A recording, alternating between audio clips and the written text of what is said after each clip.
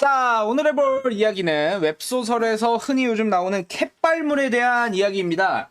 자, 이거 같은 경우에는 저도 좀 주의 깊게 보고 있고, 제가 사실은 정말 좋아하는 장르라서 개인적으로 좀 이제 얘기를 한번 해보려고 합니다.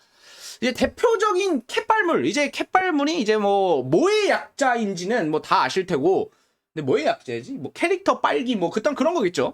어쨌든 이거에 대해서는 다 아실 테고, 왜 그러면은 이 캣발문이란 건 무엇이고 이걸 어떻게 분류하냐에 대해서 한번 얘기를 해보겠습니다. 뭐 좀 더 나아가서 뭐가 더 좋냐 이것까지도 한번 얘기를 해볼까 해요. 자, 일단은 캣발물에서 대표적인 작품을 보죠. 가장 대표적인 작품으로 꼽히는 건 소설 속 엑스트라입니다. 자, 이게 뭐 딱히 뭐 특별할 것도 없고요. 간단하게 말해서 캐릭터가 매력적이에요.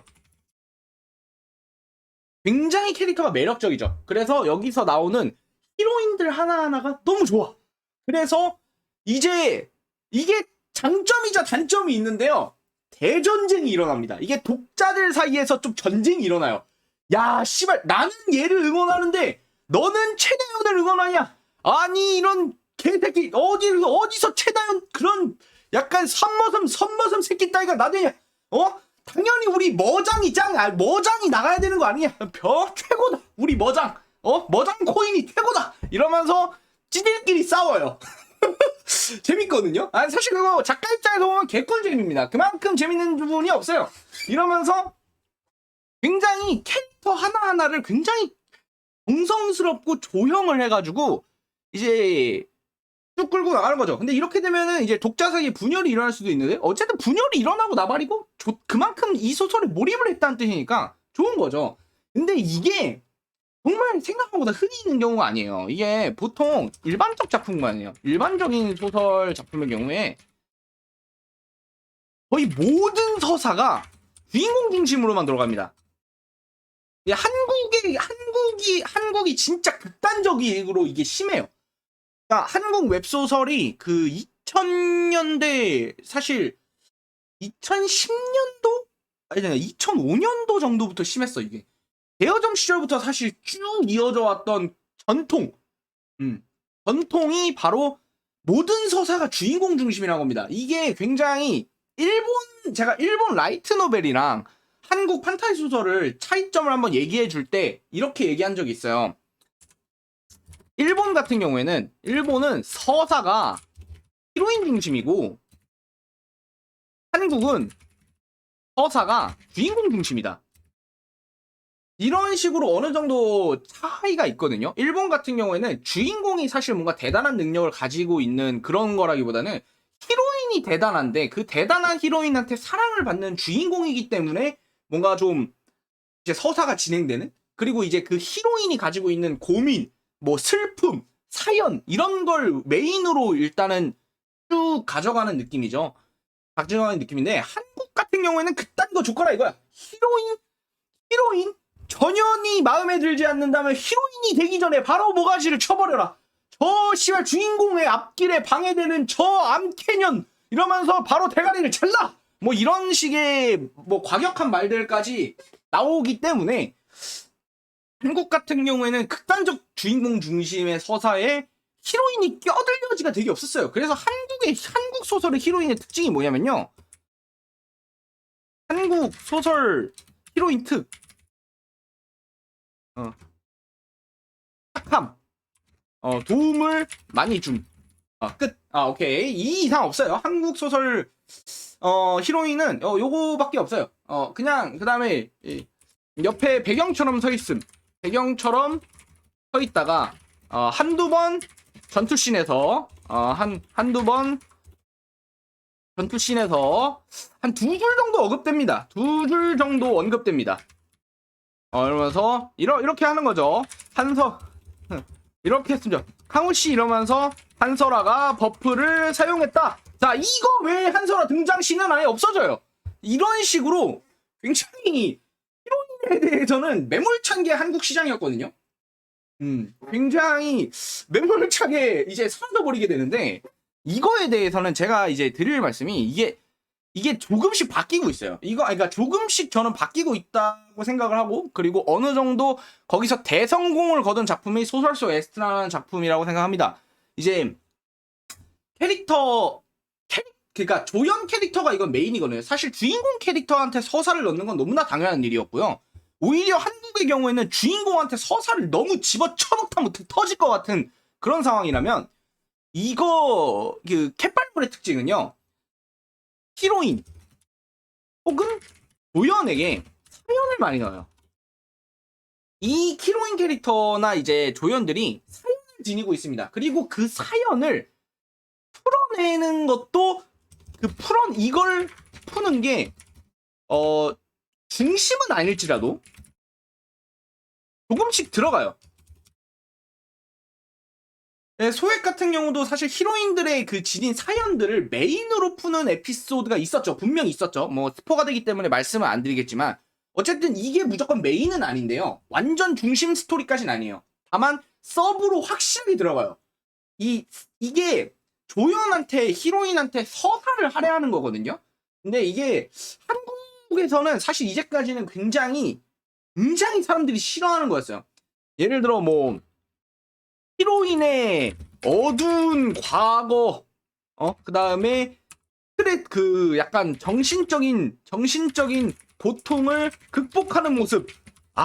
우리 감히 우리 주인공 앞에서 그딴 걸 들이미냐. 지금 니년을 도와줄 시간에 레벨을 1이라도 더 올려야 되는 이 험난한 세계에서 어딜 감히 정신적인 고통 따위를 지금 내 앞에서 호소하느냐. 이러시는 분들이 굉장히 많았거든요. 사실 진짜 저는 진짜 싫었거든요. 제가 한국 웹소설이 싫어진 적이 20살 초반때 한 번 있었어요. 이게 진짜 싫었어요. 너무 히로인들에 대해서 너무나 매몰차게 나오는 느낌. 나는 히로인을 좋아하는데, 그래가지고 그게 너무 싫어서 이제 좀 한국 웹소설을 굉장히 그러니까 그때였으면 대여점이었죠. 그때 이제 좀 안 봤던 기억이 나네요. 근데 왜냐하면 히로인이 없는 소설도 전 싫어해요. 근데 없는 것도 상당히 많고, 이러다 보니까 좀 이제 그때 당시에 저도 불만을 토로했었는데, 이제 캣발물이라는 게 뭐냐면은, 이제 캣발물이 이제 캐릭터한테 서사를 집어넣어 주는 거거든요. 그리고 그 캐릭터와 이런 거죠. 한마디로 말해서 한 화 내내 그 캐릭터랑 대화만 해도 재밌어. 캐릭터끼리. 그러니까 이렇게 되면은 장점이 있어요.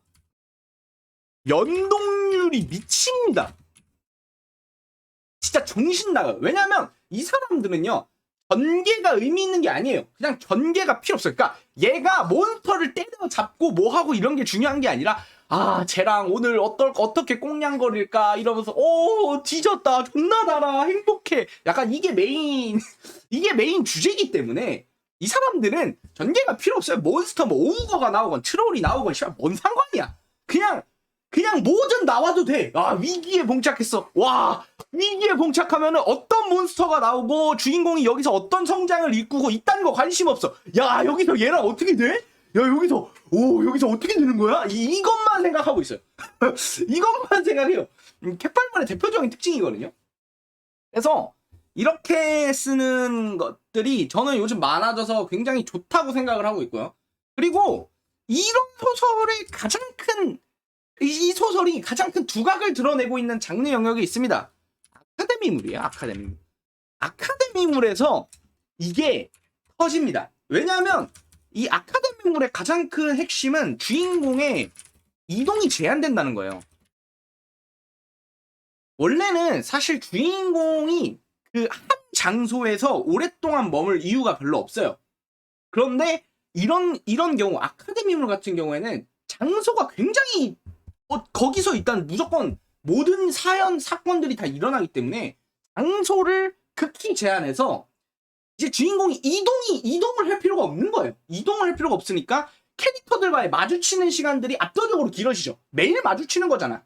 학교를 가는 거니까. 그런 식으로 이 캐릭터들의 이 등장 비중을 높이면서도 개연성을 확보해서 이제 캐릭터로 쭉 이끌어 나가는 거예요.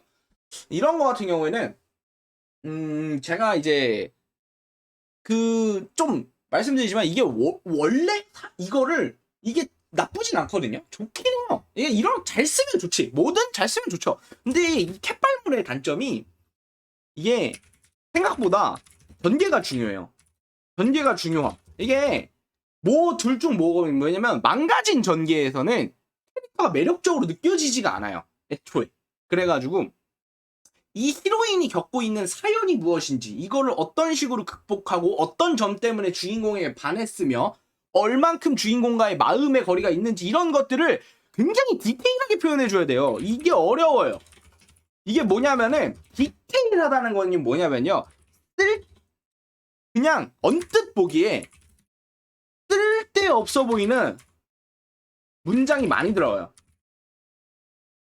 예를 들어 뭐 그녀가 뭐 한설아가 이제 뭐 에이프런을 입고 에이프런을 입고 이제 김치찌개를 끓이던 도중 강우를 발견하고는 흠칫 몸을 떨었다.